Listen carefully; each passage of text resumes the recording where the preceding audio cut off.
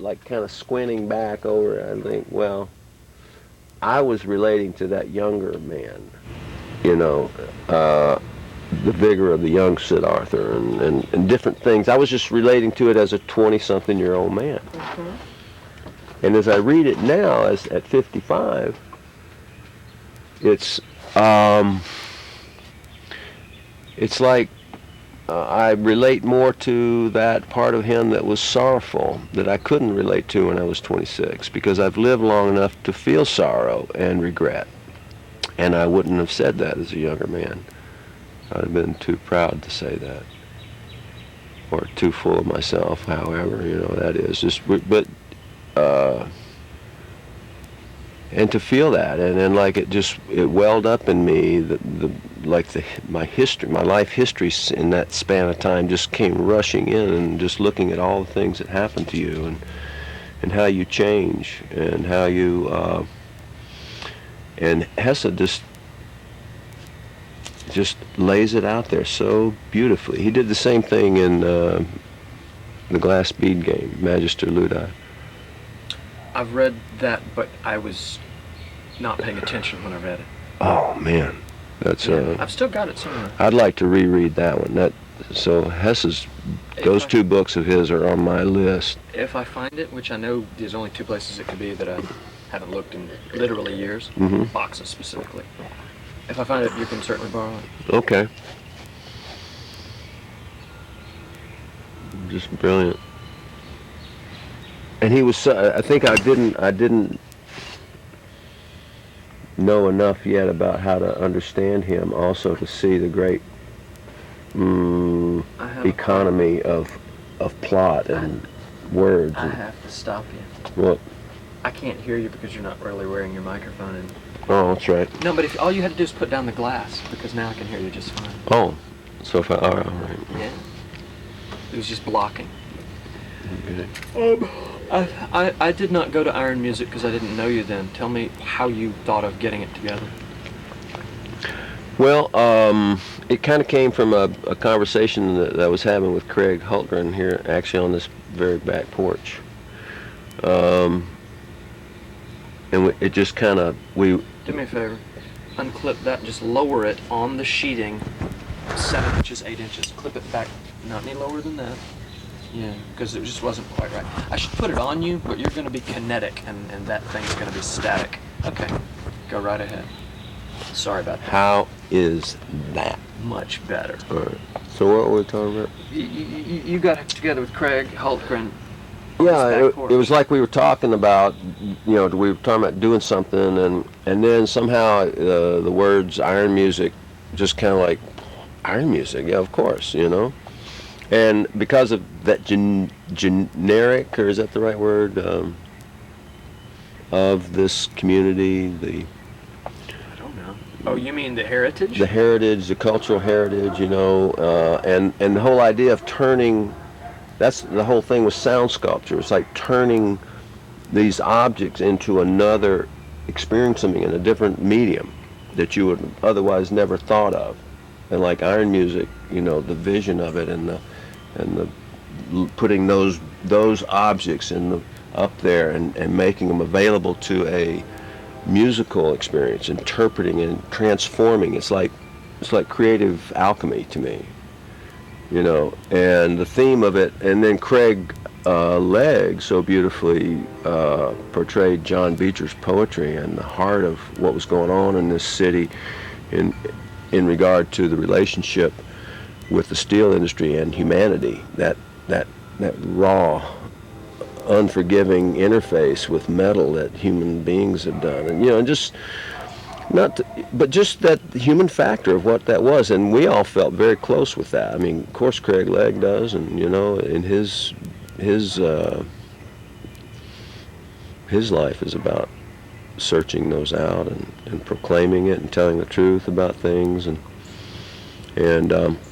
so let's see, where was it? Well, you decided to put it on, but it was a lot of work. Oh yeah, we had months and months, and maybe it was almost too much time to think about it, because God, it drove me nuts, because I'd never done anything of this on this scale, and I said I could, and I thought I could, but then making it happen and actually envisioning it, it was all just kind of coming together in pieces and whatnot, and thoughts about how I could do it, and then in the last few days, as the stage became available, we finally got to get on the stage, and we were, God, that was just the miracle of it, is that because it, like I think I was saying that the other day, it just fell apart the night before. It just fell totally apart on its ass about 12:30 at night. In the dress rehearsal? It was our only rehearsal. It was like we had been trying to get there and get the stage. See, we couldn't rehearse on it till I had everything up, and it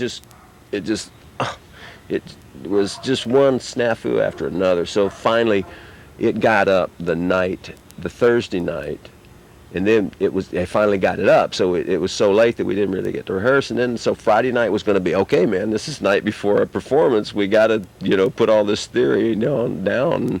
And about 12:30, Ned Mudd threw a shit fit, and he just walked off the set and just knocked everything flat. I mean, just the whole energy just went poof.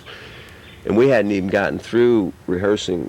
We hadn't even gotten halfway through the stuff we needed to line out and get the mic set up for. Nightmare, kind of like your nightmare at Sid Smire's Lake. I didn't have any nightmare. Didn't you kind of hit the wall last year? Oh, my brain and body disintegrated. Yeah, I mean, but one of those. the project moved forward. Yeah. My physical corporeal. They always do, whether or not we're capable. Gave out. I lost everything as far as physicality, because my energy and my spirit had been depleted. But the team persevered and carried on. Yeah, absolutely. Oh yeah, you were surrounded by. Instead of calling action one time, somebody got it quiet for me. The first AD got it quiet, and I said, "Okay, here we go, 9 dB." So what? I was so out of my mind with fatigue is really what it was at that point. It was like hour 17 for me after 3 hours of sleep. Yeah. From the night before. I called out 9 dB instead of the word action, which was ludicrously non sequitur to anything. 9 dB. That's like increase the electronic gain on a camera sensitivity. Oh, okay. 9 decibel leveling. Oh, okay. The noise introduction. So, sensitivity rather. But it meant nothing in that context. Because I think we laughed about it. The take went. And we laughed about it after the take was over. Like, what did you say? I went, I don't know. What? Yeah, no, I didn't say the right thing, but they played the scene anyway. Yeah. Oh, well, anyway. Yes, so I relate to your level of tiredness during performance or prior to performance. Please continue. I mean, I've got to ask you, though. You programmed, you programmed the selection that the audience would see, right? Yeah, we had a rough outline and imagery in our minds about what we wanted. How did you come up with, or what was the genesis of Amazing Grace, and why bring it into that project? Well, Amazing Grace to me is like the national anthem of, people's.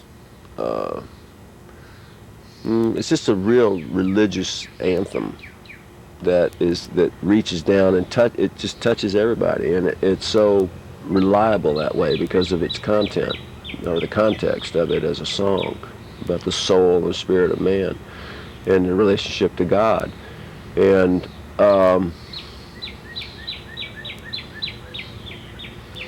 I think something about being aware of that as you live out your life as a human being, whether you're doing music or clanging on metal or scratching your butt or selling stocks and bonds, there's just kind of that place where you connect, your soul connects with humanity, and I think that's kind of how art happens, because people are maybe living in that place with themselves, and real good art comes from something like that. I think. I know certainly good poetry does. The poets I love touch my soul, and that quality, and to not like U.S. Pipe was one of the sponsored getting that big tube drum done, And they were all into it really for the hype, you know, like, oh boy, you know, U.S. Pipe, we'll put our name on something else, you know, kind of thing. And I mean, even though they allowed me to make that instrument at their plant, which was really not too much sweat off their pants, you know, but they did. And but see, U.S. Pipe is a big part of that contribution to what it costs the human beings. And see, that this is the trick of that one. When I got to go out to their plant and build that with their guys in their shop, at first the guys out there kind of saw me coming and they're going, oh, God, we got to put up with this shit. You know, we got work to do, you know. And then after a while, they kind of got into the spirit of making this instrument, you know. And so they just like, boom, they just like, everybody kind of like came together on it. And this is a lot more interesting than, you know, fixing a busted pipe somewhere. You know, we're actually tuning these things precisely, cutting them on these saws tediously, big pieces of 4-inch pipe. Now, and this is the real story of iron music, was that those guys, and one of the guys, the foreman, actually had a heart attack and had to leave and to go home for a few days. So it stopped everything being done about the instrument. So because, you know, he was the key guy. And man, everybody's like worried, and you know, just the concern, and you know, and this was the guy I was working with, and you know, and he had because he was under such stress. See, that was the thing. These guys, this rail it was because these higher up guys kept just cutting, you know, bottom line, at the expense of humanity. And so it was the same thing. It was a duplicate of the history of iron that we were kind of like trying to convey with, you know, just being aware. And Craig's poetry, the John Beecher poetry, man, it was just nailed it. It was just so, and it was so appropriate that these big fat cats from U.S. Pipe were sitting in that audience listening to that poetry, because that was the proletariat poetry. Is that the right word? Of the people? Is that right? Proletariat? Is that? I may be mixing, but of the people, you know? Because John Beecher went into those steel mills, worked in those steel mills, even though he came from like a privileged class of family. He went into them to experience it, and he, you know, and he went on to other things. But these guys, and the guys that helped me build it, couldn't be there because they were working overtime and could not come to the performance. One guy took off from work and came. Yeah.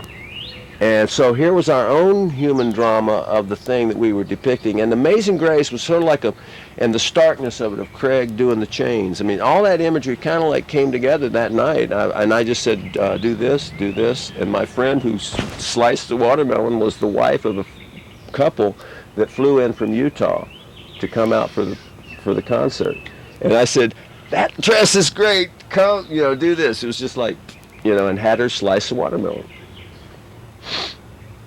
And I said, do this. I said, Craig, play in the, you know, in the scale of the Amazing Grace scale, which we already knew about.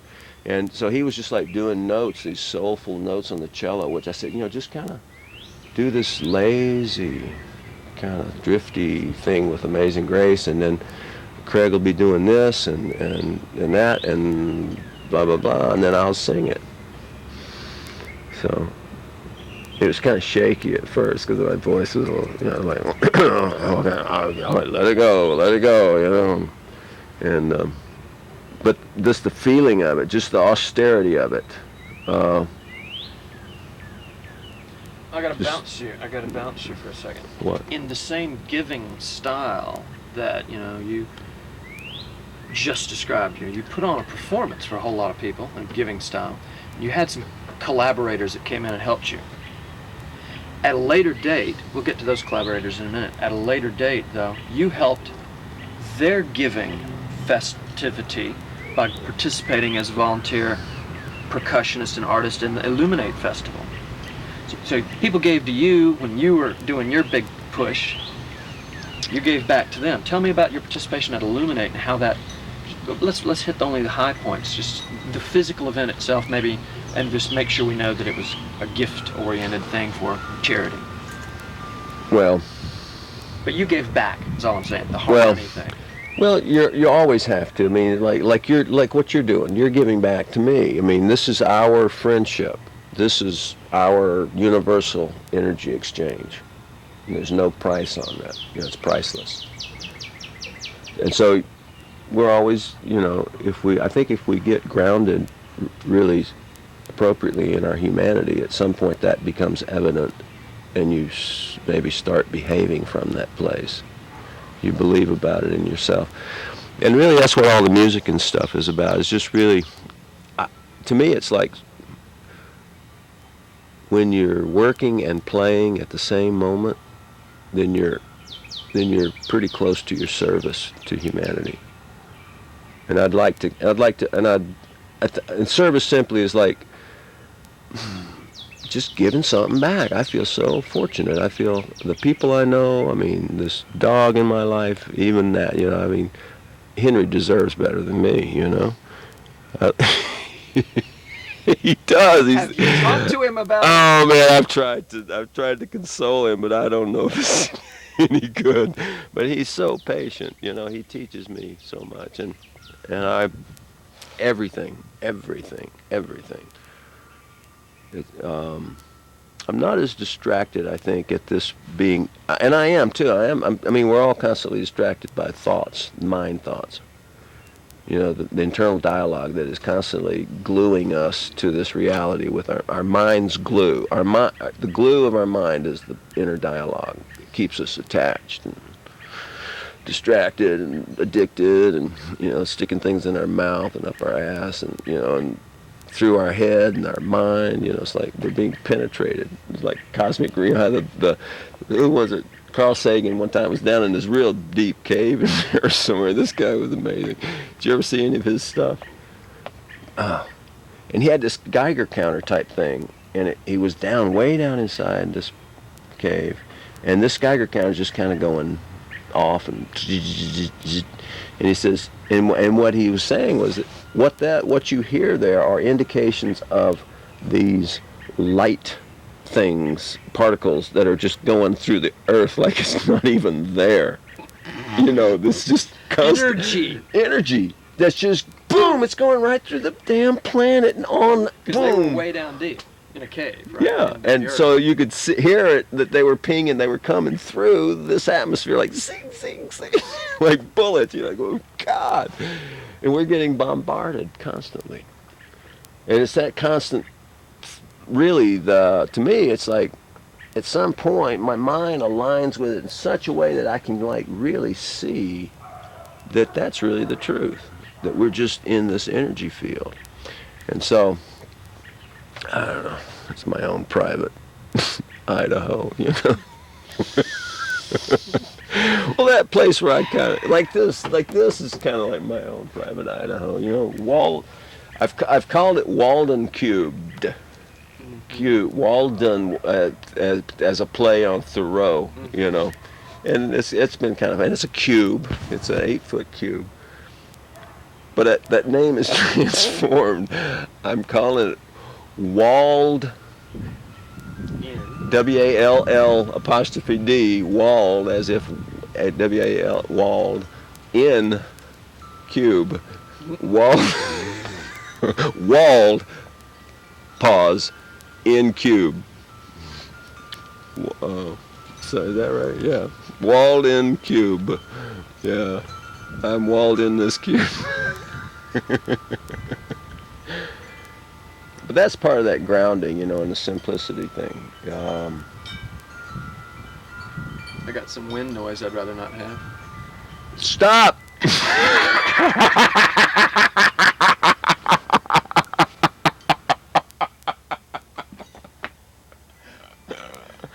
Now, I mean it. Stomp your foot. For the benefit of the purists, you are only drinking mineral water. This could be white lightning. Yeah. No, baby, no. I have to stop the tape because there's another one. I have to change to another tape. Okay. Did you get enough? Thirsty. You want some more water? I do actually.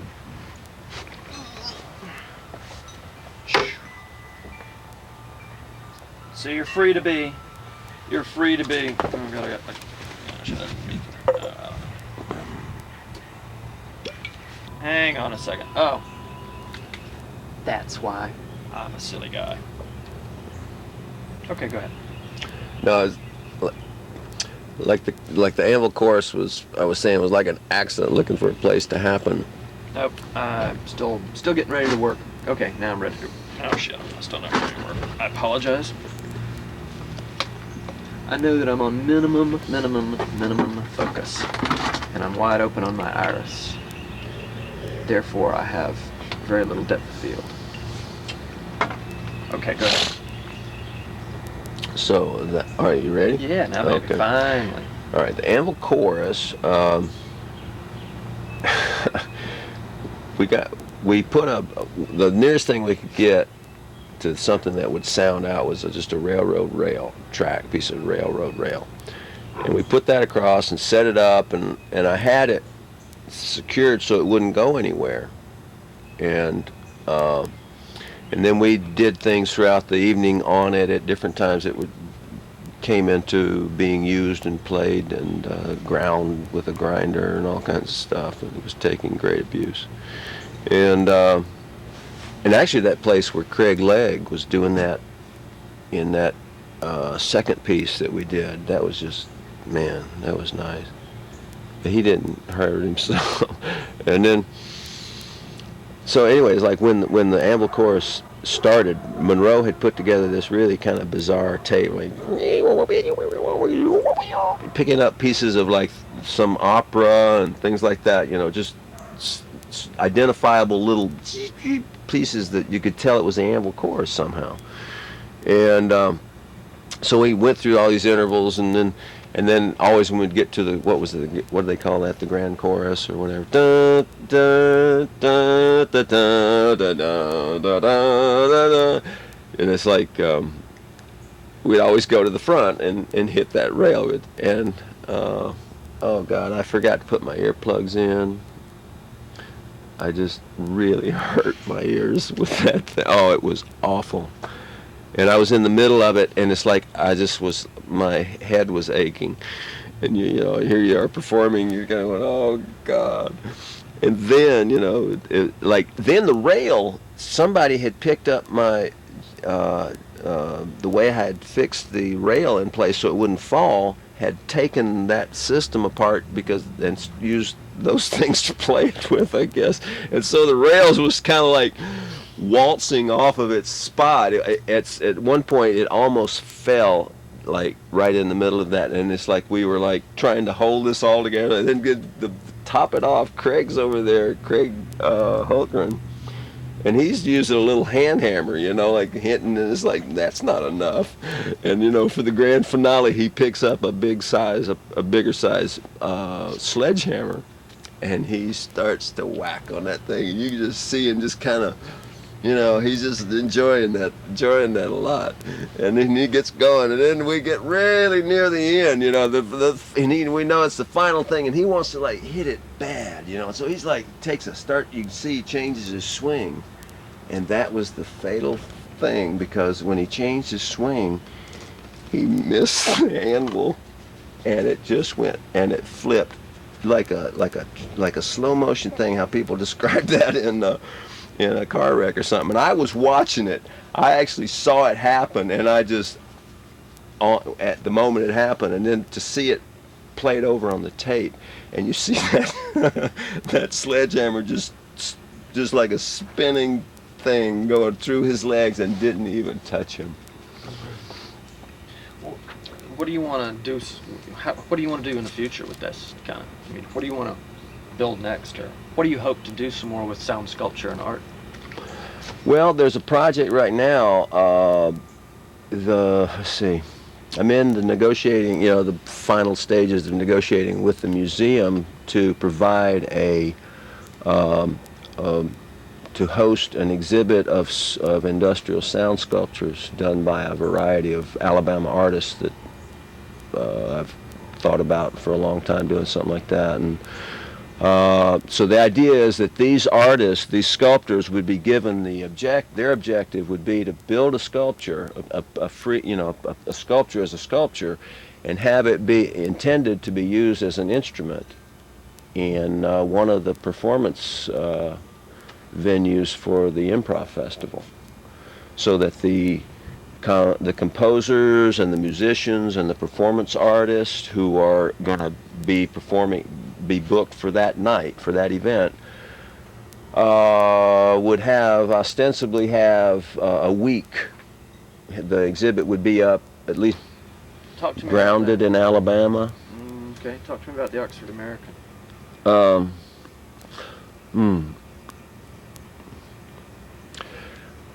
A guy that wrote the article that you saw about iron music, the review, that same guy came around and he wanted to do an article, an interview, and submit it to Oxford American and some other place, I think, that he had his eye on landing an article.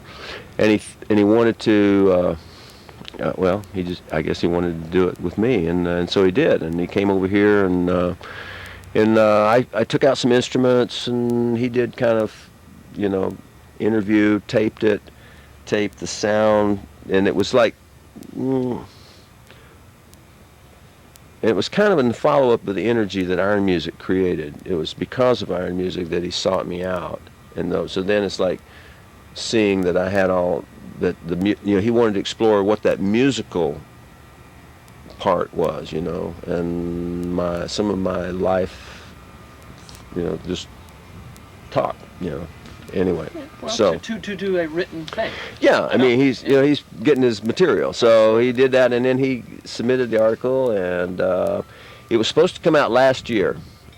It was done about almost 2 years ago now, but it was supposed to come out in last year's edition, but they changed their mind, and so they're putting it out this year. They do a special music edition of Oxford American, where they come out with and they focus on music.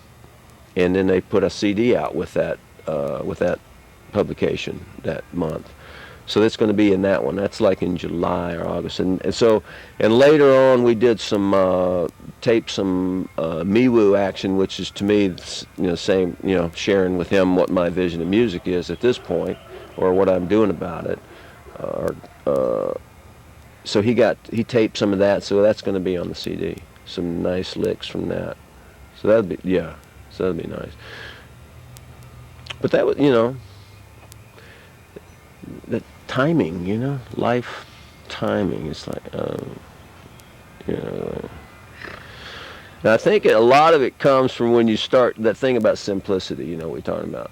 When you start slowing down enough to kind of see some of the spaces in things. That's what music is about. Music is very much that. About slowing down your energy to play and create something just enough to make a better selection of your mistakes. Or make a better selection with your mistakes. I want to have something also. Ladies and gentlemen, another glass of mineral water. Thank you. Oh, I have some. Sorry. Oh. Well, I just drank out of the jug, but hey. Will Lovett. You offered Jessi, Mercer offered Lovett some mineral water. Will's drinking. I did? Jessi Mercer offered Will. When he was in the hammock. Oh, yeah. Okay, that's right. And Will has got mineral water in a mason jar in his cab of his truck when he has this shit happen to him at the first of this flick. Mm-hmm. And the person who's wildly trying to commandeer his vehicle and his life is thirsty because he's been yelling and ranting and raving and running. And Will in a zen-y God way gives him everything he wants. And here and there, water, go for it. So Will's got mineral water in a mason jar. We later learn at the end of the flick, which is actually before we see the opening, all this other stuff happened like a before. flashback. Yeah, that's where the mineral water connection came from. He was never that kind of guy. Other than when they had a well out when they grew up, that was what they lived with. Mm-hmm. But he's got city water now. but he's going back to the mineral water because he's got to get in touch with the earth. Mm-hmm. Mm-hmm. Oh well, just had to share that with you. Well, so the film stuff is coming along? Good, good. I need a month in 1 week in 5-day increments where I don't have to go to work for a day job. So I can work on it that many hours a day for a month. And that's a reality that I hadn't anticipated, the calculation of the vast amount of time it takes to wade through the relatively vast amount of equipment material. Anywho, well, yeah, we were talking before about doing it in Alabama. I mean, making it here. I think that's a valid. We've covered that in a valid way. Do you have anything else? Were you taping? I hope so. Okay. I hope so. We can do it again some other day. Well, it's about 1 o'clock. So how are you? We'll go until we run out of batteries or tape. Okay.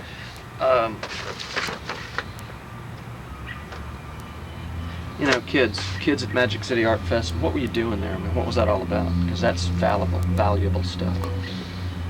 The community give back and or making art for young people, or whatever you were doing. Well, it's really very selfish, actually, because I really enjoy doing that. And I knew what I wanted to do in terms of like the structure. I've been imagining what you could do with that steel, because from having done some other similar projects, gazebos for people and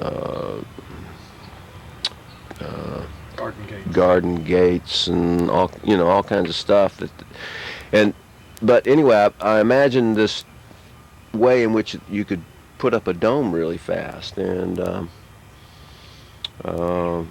and what I wanted to do was, once I had the dome in place, like all these great plans, it's going to be like this. And then, but it's like, well, the idea was we were going to get the kids to make little small sculptural things, like it's kind of like these characters up here. Actually, I took these and took them and hung them from the dome to use as like models and stuff. And 2 of them had penises, and I'm so really surprised that nobody said. I mean, all those kids, these mothers and everything, nobody said a word. It's art, man. David standing in a statue in a hall in Florence, Yeah, well, tell that to somebody in Alabama. A mother here in Alabama. So anyway, so the idea was that we were going to inspire them to make these figures, and then from these figures I was going to make bigger figures with this other stuff, this other metal. So it was supposed to be expanded in that way, and then these life-size sculpture pieces that I was going to do, I was going to hang them from the dome and then fill it up with these sculptures. Great. Well, what happened was we started out doing the wire thing. We ran through all the wire we had just really fast. It was like going wow. And we had to run, get some more wire, and I don't know. And so finally, and then it's like we had the day before the festival started, somebody showed up with a big, huge box of fabric and a big, huge box of colored wire, which I had unexpected treasures. Yeah, I mean, but I'm saying, well, because I hadn't thought about it, and I thought, well, yeah, we'll just, all right, put it over here. So I mean, it was just there, and then it's like my friend Gwendolyn, who was helping, was just really good and spontaneous that way. So she just started taking the fabric and throwing it out on the ground, and then the wire, and then kids started coming, and they started throwing this balls of yarn, and then they started making these, and then they started making hats, and this is one of them. This was my hat for the festival, for the Imagination Festival. So the kids started making these hats and stuff, and it just got out of hand, and that was like perfect. That was the perfect thing to happen. It should have gotten out of hand, because when it did, it evolved into this other thing quite really, and it was wonderful. It was just beautiful. All the color, it looked like this magnificent Technicolor spider web with 3D. And there were like little pieces of their sculpture suspended here and there and whatnot. No, the sculpture here and there, and it metamorphed. Yeah. And usually I do a music thing. I did do the drum. I put the drums up. But this year, I didn't put any metal things up for them to hit because I wanted to take that clanginess away. But I thought it'd be nice that while this was going on, that there were drums there, and I didn't put out sticks for the drums, so they had to play them with their hands. And so this wonderful kind of soft music thing happened this year there, and that was real nice. We've done that. What's that? Oh, it's maybe, I use the word maker. You know, like a lot of times you think about art, and art this, art that, this genre, that genre. And, you know, people ask you, well, are you an artist? And it's like, well, how can I not be an artist is almost like the thing. You know, it's like, and actually, and the way I look at art is like, I'm just really a maker. You know, I'm a maker. I mean, this energy, this creative energy flows, and it's a very tactile thing. That's why it's hard for me to relate with computers and stuff, and I'm really reluctant to get swept off into this. But being in that tactile world and just having this insatiable hunger to see things materialize, you know, like just picking up like this stuff here, you know, these are roadkills. These are you know, pieces of metal and rocks or something. And what I get to do, because of another commitment to this simplicity, to not have a car and to have my bike. That bike has saved my life, although it's put it in jeopardy a few times too. The car would have also. Oh yeah, you know, I've had a lot worse things happen in cars. But just that, and that commitment, like to slow down and to be. That's why, and that's the thing about what I'd like to do in terms of education or being of service. You know, taking your life and looking at what really makes you joyous about life, and share that with people. That's what the sound sculptures and all is about, is because that is so joyous to me. That is just absolute joy to participate and do music and do sculptures. And, you know, and really being a teacher, what that really means is just maybe having enough space in your life around what you're doing to share that with people. You don't teach them anything, you just share who you are, and that they let it teach them or not. You know, and I like hanging out and sharing this. And I think what it is, again, it's selfish because it's really such a treat to do that. And I see the smiles on people's faces. I watch kids like doing the sound sculptures through the years and the festivals and stuff has been like therapy, man. I mean, it's like a lot of times people hate it. The people who are like close to it, who are have their own booths or something like that, you know. I got shut down once in Jasper and had to move to another part of the city to set up. But we had fun anyway.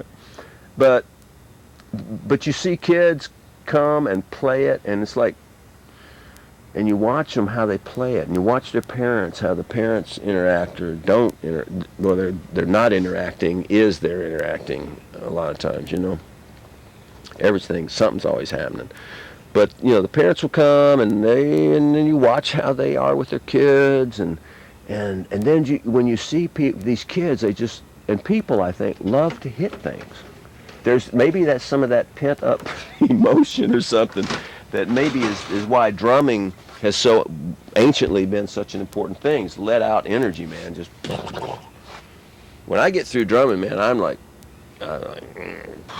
drained, and so far it's been a pretty good thing. I got just a little bit here. Is it fun to go out and hang with the Miwoo gang? It is. It's had moments where it hasn't been fun, but right now I'm kind of letting things fall apart, or just settle, not fall apart, just settle. Don't tell me anything you don't want everybody else to see, because the tribe is ultimately going to have to be brought. Well, we don't have to put this in. No, we don't. But the raw footage is rather. It might not always stay that private. Well, well, it, I would say it to the people sitting here. You know, it's like that just happens. It's like how life works. You make something, and the moment you make it, or you make your last stroke in making it, it is immediately coming apart. Organizations within structures of organization with society, things like that, things just fall apart. That's the law of the universe, and it's kind of like just staying awake for that tumble through it. You know, trying to be awake for that. That's the challenge for me. And being awake, when I'm awake, man, I'm making things. I'm doing things. I'm expressing, letting that happen. And again, that thing about simplicity, providing the kind of time, like riding a bicycle down the street, allows me to think in a different way about a lot of things. And I see things on this road, you know. To me, it's like going out treasure hunting. I'm getting paid to go ride my bike. Dividends. And just from the benefit of my body's relationship. It's like, because growing up as an athlete, you know, and doing that kind of stuff, it was good to have something like a bike to replace all that rough and like football. I did football, you know. It was like, oh, what a knucklehead thing, you know. But it's like I loved it at the time, but now I love bicycling a lot better. I'm a lot better. But, you know, something you can do in your life, with your life. A lot of people, and I think a lot of baby boomers, myself being one of them, one of the first ones actually, Bill Clinton baby boomer. Because those people, if they don't broaden their footing on being on this planet, you know, what I mean by that is like we're so consumer oriented. We're just gluttons. You know, myself included. I probably use more resources than I oughta, but I'm not going to fret about it. Because you give back. You try to strike a balance, I hope. I try to take care of my violence. I'm trying to manage my anger and violence and sense of betrayal and all the same things that everybody feels. I don't want to dwell on that, but by God, I want to face it, because that's part of what being a human being is, and facing your regrets, your sorrows, and as well as with your joys. And out of all of it comes your wisdom. You avoid any of it and you aren't being very wise. You stay in avoidance of any of the darkness or the light inside of you, and you're going to create discrepancy with yourself, within yourself. And that's the only place where you've got to reckon that out. I mean, it's like no religion can do it for you, nobody else. No matter how much somebody else loves you, you know, or doesn't love you. Getting snagged anywhere in the substance of thought is the place where we, you know, diminish our aliveness. It's like a short in our system. And with that, I have to take a pause.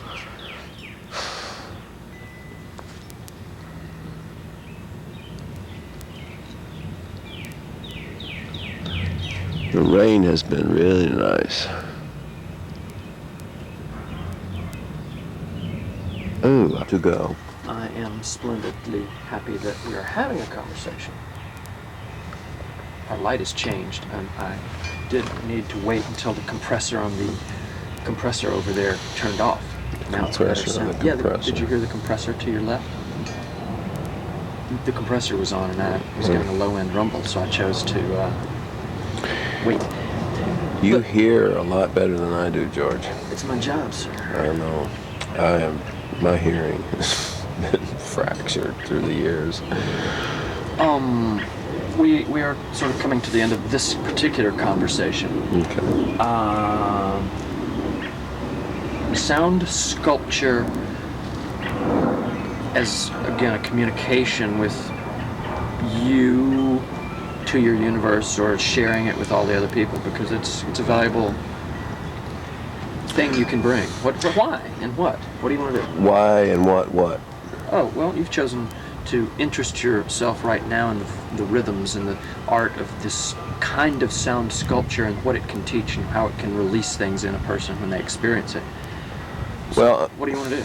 well, I don't know about all that. I think I noticed things like that happening, and I think what it is I get a sense of maybe some sort of freedom that happens for people, and a sense of kind of also that in that freedom they usually are smiling, and so I noticed that consistency of result, you know, when I do that. And it's like after enough time I realize, man, you know, take responsibility for creating that, you know, do it on purpose, do it consciously, and be just, you know, and that's really the commitment that I have about life at all.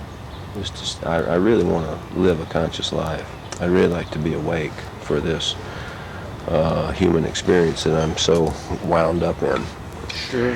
I mean, I've got this unit, man. It's like, and it's getting older, and it's falling apart a little bit, you know. And so that's part of the wisdom, you know. So that's part of the thing. It's like I wouldn't want to go back. I really would not want to go back. And if going back meant I had to give up what I know, what I've learned at this point, you know. And then you just, you know, you just keep patching it together, like you patch this studio together. Put a pin here, you know. You hitch up your leg, you know, your leg's not, you know, you hurt your knee or something, and you just, oh my God, can I ride a bike? Oh no. So you think about body parts a little more. But I think, you know, so far so good. I haven't got too many complaints. It doesn't matter.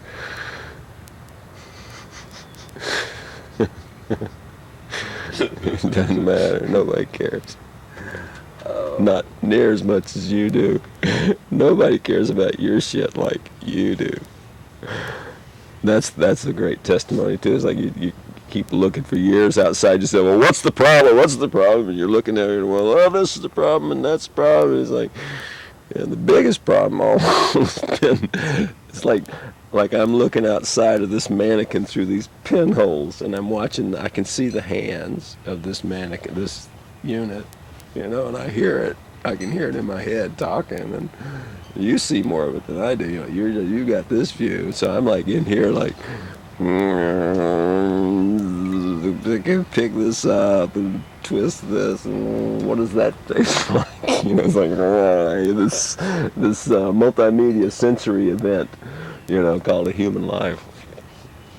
And to maybe just to be the opportunity to dabble in other aspects of who you are as a human being. Hey, Craig. Hello. You know, that's where I feel really privileged, I think, is I have kind of haphazardly created for myself an access to, well, like living like this. The reason that the real true return benefit is just that I don't have to spend all that much money on a mortgage and rent each month to distract myself from being lazy and hanging out if I want to. Yeah, damn well, sure, yeah, okay. It's leisure guilt, and especially in America, we have leisure guilt out the asshole, boy. People are just stuck on that one. So, Doc, you ready? No, yeah, Dr. Kling's actually almost irrelevant. It's the illuminate. You could say illuminate. Yeah, you ready? Yeah, definitely. Tell me when to go. Yeah, baby. Now. Oh, now. You only have 5 seconds. Oh, now. Sorry. That's that other world. Well, the Illuminate thing was just sort of one of those collaborations where people certainly weren't getting much out of it financially, but there was a whole buttload of other stuff that came out of it. And actually the connection with Iron Music was that at Iron Music I really wanted to do an aerial percussion thing, which I didn't get to have. I didn't get to it. And so Illuminate was that opportunity to do that character, the flying percussionist, and then It was like the whole, but it was the real magical thing, the really wonderful thing was the synthesis of the energy at that event. It was just like one of these incredible things where just you crack reality apart, and it's like a new egg, you know. And people were just amazed, and it was like too bad. It's like there was a benefit for the Humane Society, and that was a real good idea, but. They really, they didn't get a lot of. It's hard to raise money, but we had a good time trying, and that was, and people had a good time. That was a real ritual. It turned into a real ritual event, which I thought was magnificent, like a rave. No, it wasn't. It was Just kind a of. party that Well, it was lasted a party. a long time. Wasn't quite rave. I wouldn't have mind having a little more rave action. Oh man, most of the average crowd was over 25 or 6 or 7 probably. I'm sure they were. There's a lot of people. I mean, through the door, over 25 or 6. And then I didn't realize what was going on in that back room all night long. I'm sorry you never saw it. I saw it as I was leaving. Yeah, we had a whole TV thing.